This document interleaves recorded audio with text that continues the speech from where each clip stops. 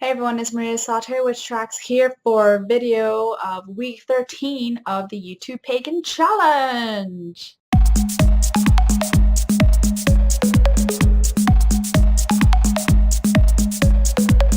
Alright guys, sorry, I just wanted to be a little spritzy and glitzy with these videos since I'm so far behind.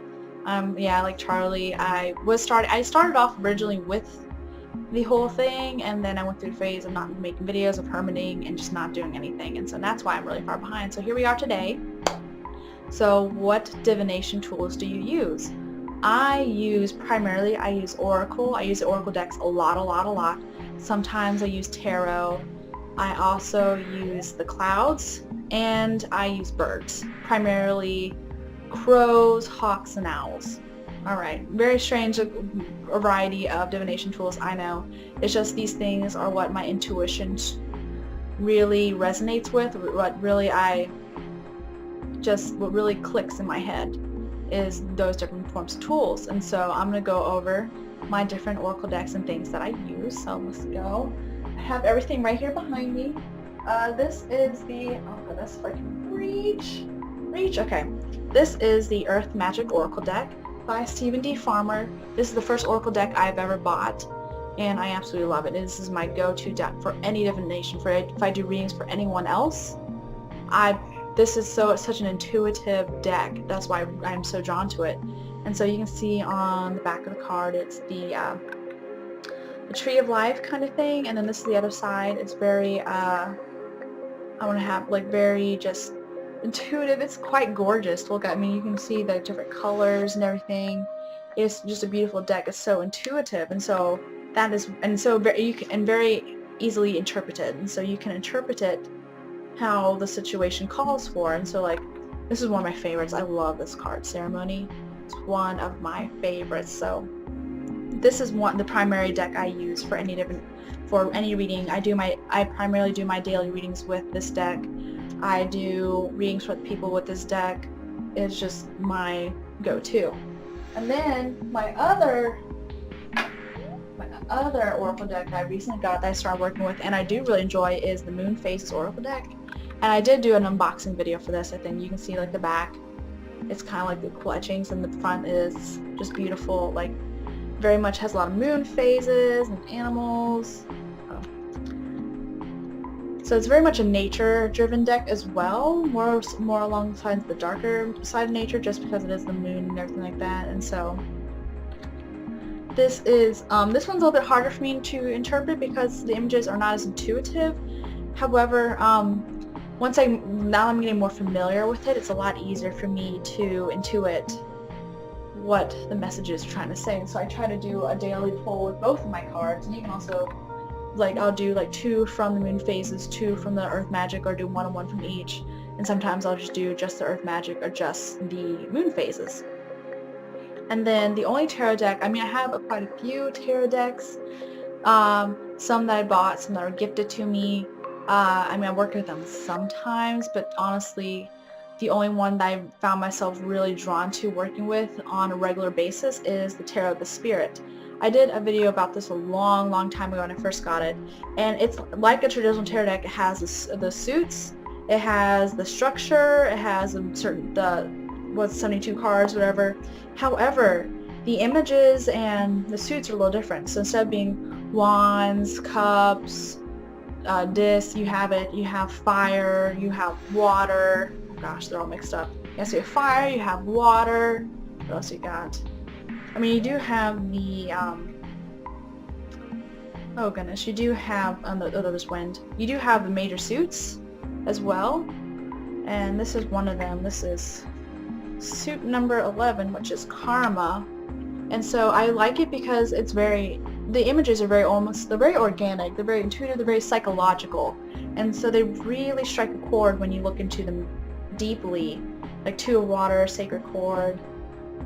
Like, I just really like it because, like, for me, these are very psychologically triggering, not in like the bad sense, just in the sense that they really like provoke thoughts and feelings within you. Like, here's the sun, so yes, you have the traditional suits in there. I mean, excuse me, oh god, I just said it. You have the traditional you only have the cards, yeah, like you have these guys, and then you have the suits, which are, but it's really cool because it's not just like, of course you have the numbers, but instead of like having prince or princess, king, queen, ace, whatever, yada yada, you have sisters. So you have sister water, brother water, mother, father, etc. And so it really strikes a chord of not only being very intuitive and organic, but also very relatable and very intimate in the sense like you have brother, mother, father, sister as the names of the suits instead of, the king, queen, princess, yada yada. And so I really enjoy working with this deck, and I'm glad I got it because they stopped printing it. I think I paid like $60 for it I got a long time ago. But I was very happy because I think this is they stopped mass printing it. I think you can print it on, they'll do it on an order basis. But that was a while ago when I got it. That's when they did it on an order basis. I'm not even sure if they do that anymore. But this is my favorite tarot deck that I use. So as you can tell, most of my divination tools when it comes to my decks are very more the intuitive, less structured. I can't for the life of me. I had a Rider-Waite tarot deck I tried to use for a long time, and I just can't. Nothing against it, but when I'm put it in a box and, I have to read these things rigorously as they are, as they come, I'm just like, ah. And some images like looking at things, it's really hard for me to symbolize and interpret. And unfortunately, the Rider-Waite tarot deck is one of those I just can't interpret worth shit. I know some people work really well with it, and they can like really pull cards and then just do amazing readings. I'm just not one of them, and I'm okay with that.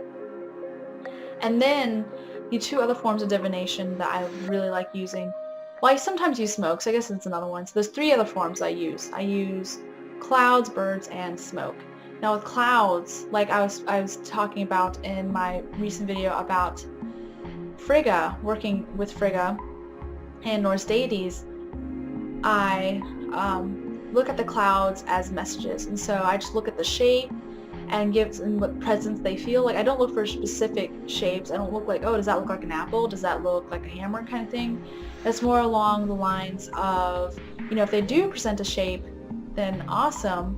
And if they don't present a shape, I kind of see what does the outline look like to me? How does that what feelings does that provoke within me? And also the presence of the clouds. And so I remember I was driving to yoga class yesterday. Was it yesterday? Yeah, yesterday. And when I was driving in to the clouds were like far away, but they're like almost looked like they're going to surround. Like it was like a horseshoe-shaped cloud. Like it was coming in like this way. So I was like driving towards the studio, and the clouds were like coming around, kind of thing. And what that interpreted in that, is I'm driving into the middle of this thing, or driving into this surrounding force. It wasn't necessarily like negative, scary. It's just like there's going to be some massive change. There's going to be a wave of something, of energy that's coming my way, and that looking at these clouds is helping me prepare and focus for it. And so that is like one way I use the clouds to interpret. And then I use birds a lot of times, especially since I started working a little bit with Morrigan. I'm not super intimate with her, but I do some work with her just to help myself become more confident and swift in my thoughts and my actions, and more and embracing the passion as well. And so working with her really made me more aware of how many crows there are where I live. Like, good grief, there's so many crows here, and where I live in Virginia. And where I lived previously was 30 minutes from here. I barely saw any crows, but out here, I guess because I'm so close to the country, there's a lot of them, and so I become more aware of them, like where they are physically in relation to me. What actions are they taking when I come across them? Are they flying towards me or away from me? Are they just chilling there, or are they, doing something, And so interpreting their actions and their patterns is what way I use for divination, especially now that I see them around me so much. And then smoke. When I burn incense, the way smoke can blow, the way smoke can emit itself, sometimes it makes shapes. Sometimes it goes like straight up, sometimes it goes swirling and things like that. And so depending on that, it's kind of like with interpreting clouds. Looking at the smoke, you can kind of get images in your third eye and things like that of what you need to divine, of what's being divined. And so those are my tools of divination, are my oracle decks, my 1 tarot deck, clouds, birds, and smoke. Oh, I did mention with the birds about the crows, and sometimes see owls and hawks. And very rarely will I see them, so when I do see one, I take that as a message. So I guess it's more of a form of a message than divination. But sometimes I see hawks that fly towards me or away from me, or owls like flying over me, things like that.